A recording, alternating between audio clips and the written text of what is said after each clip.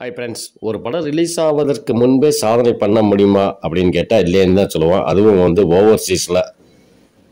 ஆனால் ஒரே ஒருத்தரை தவிர மற்ற நடிகர்கள் படங்கள் இல்லைன்னு தான் சொல்லுவோம். அந்த ஒருத்தர் யாருன்னா நம்ம தலைவர் சூப்பர் ஸ்டார் ரஜினிகாந்த் தாங்க. அந்த சாதனைக்கு சொந்தக்காரர். அதாவது இப்படியெல்லாம் நடக்குமா என கோலிவுட் வட்டாரமே அப்படியே அதிர்ச்சியோடு பார்க்கிறது. ஆம், கூலி திரைப்படம் ஓவர்சீஸில் மட்டுமே 85 கோடி சேல்ஸ் ஆகியிருக்குன்னா ஒரு தகவல் தெரிவிக்கிறது. ஓவர்சீஸில் இந்த படத்தை வாங்குவதற்கு கடுமையான போட்டி இருக்கும் நிலையில் 85 கோடி வரைக்கும் பேசப்பட்டு வருகிறது.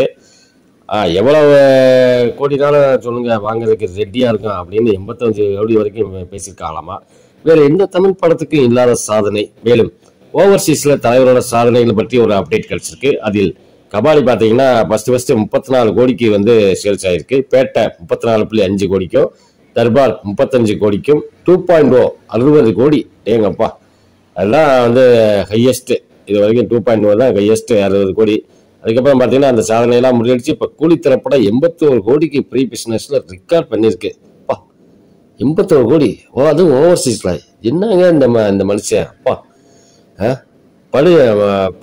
பிறந்த அந்த மாதிரி தான் பறக்கணுங்க மனுஷன்லாம். பார்த்தீங்கன்னா தலைவர் மாதிரி ரஜினியோட கரிஸ்மா, தலைவரோட கடவுளோட கரிஸ்மா தான், வேற என்ன சொல்ல.